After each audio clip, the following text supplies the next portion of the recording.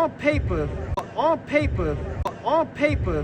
I'm Money Man Lalo. This is On Paper Sports, and today we are basically going to be recapping what happened with Teofimo and Shakur last Saturday. Shakur beat the fuck out of Teofimo. I honestly have no words for the performance that Teofimo gave. It was honestly kind of embarrassing what happened to him.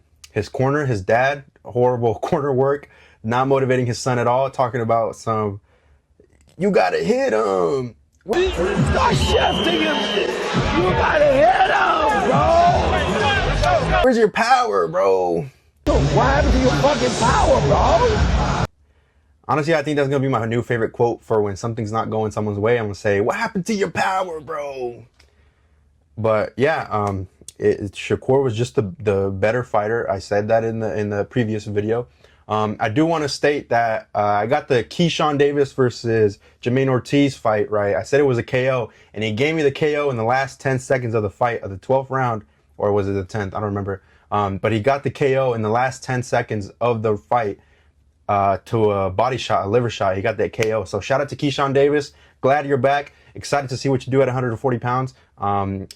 Somebody posted a comment after the fact that Teo lost, and he said that Teo was never elite. Now, I do want to say I never made that claim in the video that Teo was an elite fighter.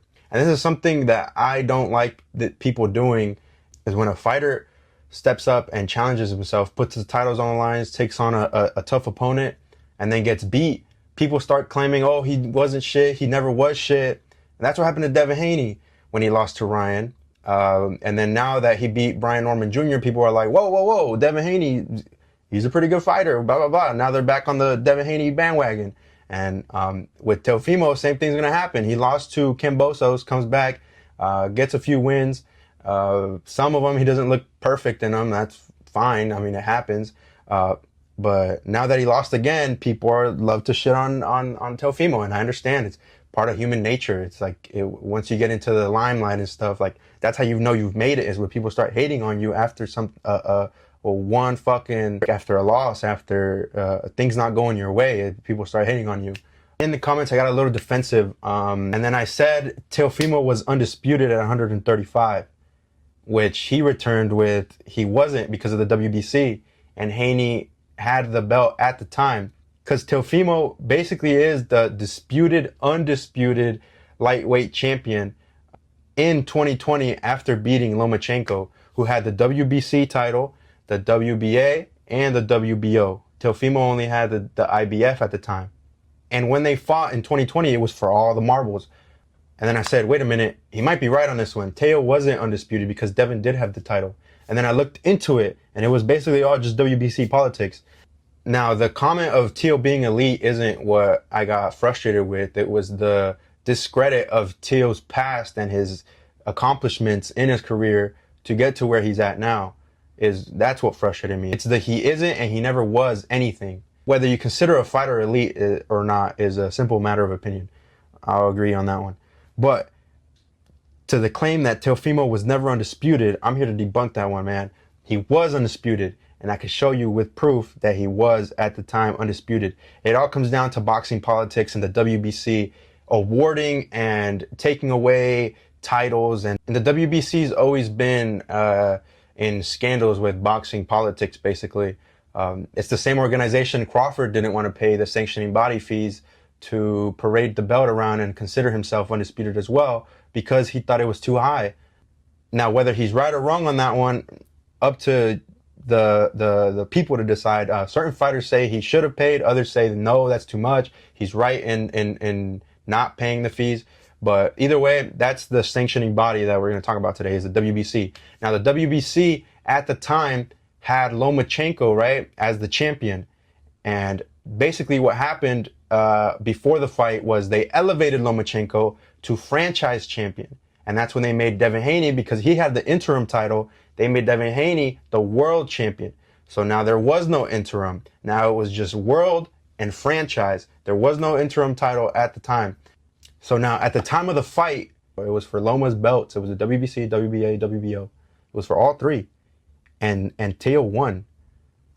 and he had the IBF at the time. So that would make him undisputed because he beat Loma, who was the WBC franchise champion. And I got some websites here to back up my claim. There's this one from worldboxingnews.com. I know it don't sound too credible, but it is what it is. October 24th, 2019, it explains Lomachenko's position as WBC franchise champion. And it goes on to say Devin Haney became the new WBC lightweight title holder. Lomachenko was elevated to overall champion at 135 pounds. But what does a franchise champion mean? Basically, that means that he can challenge for any title at any weight class, or not any title, my apologies, I'm wrong there. He could challenge for the WBC title at any weight class. So with Loma being franchise WBC champion, basically it just means that he can go to any weight class and challenge for the WBC title without having to go through the rankings. He can just jump the gun. And here we got this website, World Boxing News.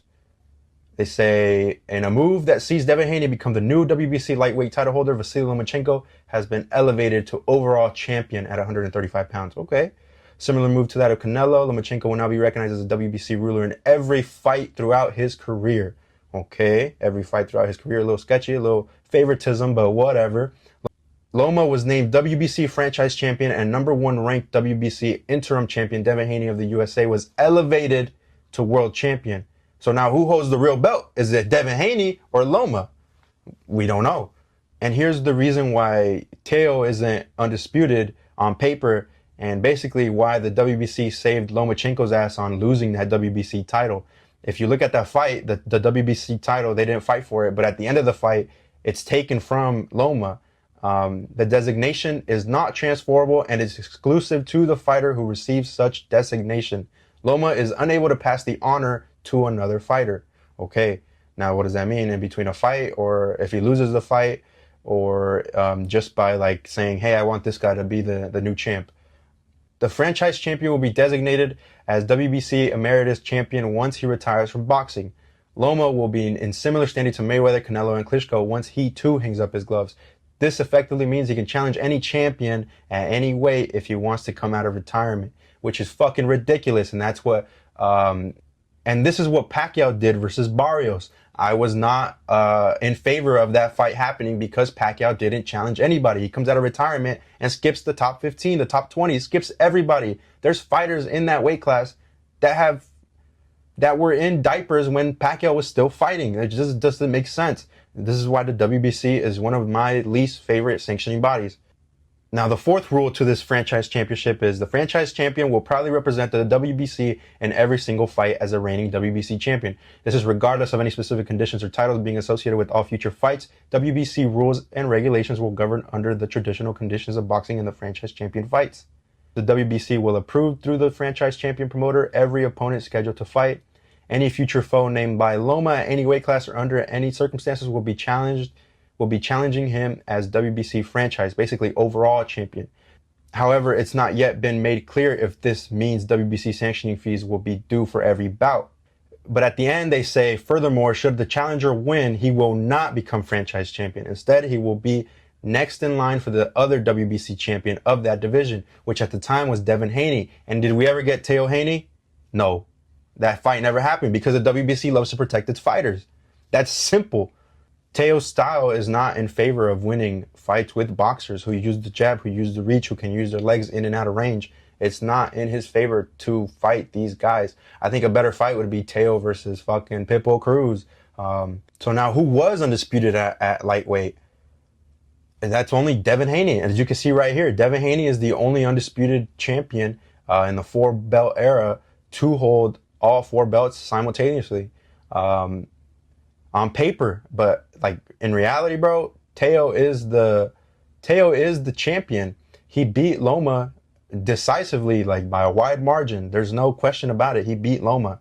So now here's where they get him too. The IBF World Lightweight Champion, the WBO World Lightweight Champion are the only 2 belts that were listed here for this fight, even though Teo had the IBF and Loma had the WBO. But at the end of the fight, he ends up with the WBA and the WBC title. So why aren't those listed? I don't know. But if you go to the actual video of Teo beating Loma at the end when they announced the scorecards, as you can see here, let's go ahead and put on the headphones and we'll see what happens in the video. what they say. By unanimous decision. And now, for your winner by unanimous decision. And So then you get, the for the winner, undisputed lightweight champion of the world. the what? The what? Teofimo. So because of politics, Teo was robbed of that belt. The franchise champion will fight for the WBC, but if he loses, the winner can't take that belt. That's the bullshit WBC fucking rules that they put. And I ain't monetized yet, so. An American fighter, a 23-year-old, is king of the sport. You see what he's holding right there? The only belt they let him hold after announcing. The only belt they let him hold after announcing that he was the winner was the WBC title. And then after, they give him all his other belts. But there is no doubt the early half. Y'all seeing this? And Loma walking away, sad, at the MGM in Las Vegas. But Teofimo, he's fighter in the world. And now let's see what Bernardo Osuna has to say about the this. Undisputed champion, all 4 belts. The what? All what? I gotta thank God. And this is for. And this was before Teo was cocky and doing a whole bunch of bullshit. May Kobe rest in peace. I know it says unified right there. It doesn't say undisputed. Teo was still.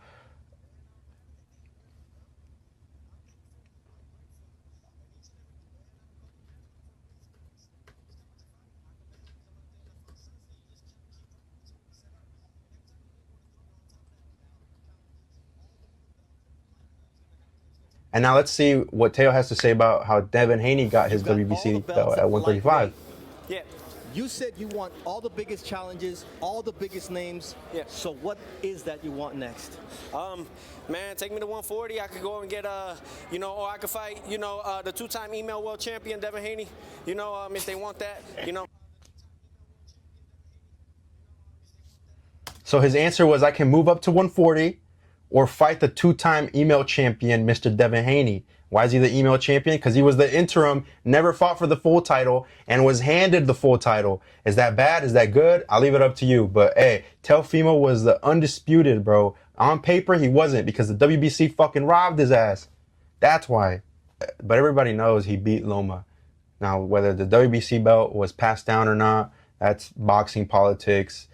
Boxing wouldn't be boxing without its politics and scorecards and close calls, draws, fights not going some guy's way.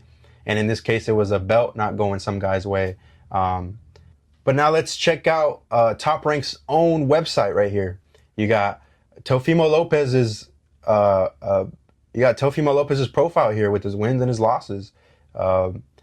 It says, Lopez became a 4-belt lightweight world champion, WBC franchise, WBA, IBF, and WBO. So now does Top Rank have their info wrong? I mean, they updated the loss, but they haven't updated his resume. He became the world champion, WBC franchise, and was later stripped. So yes, he was undisputed.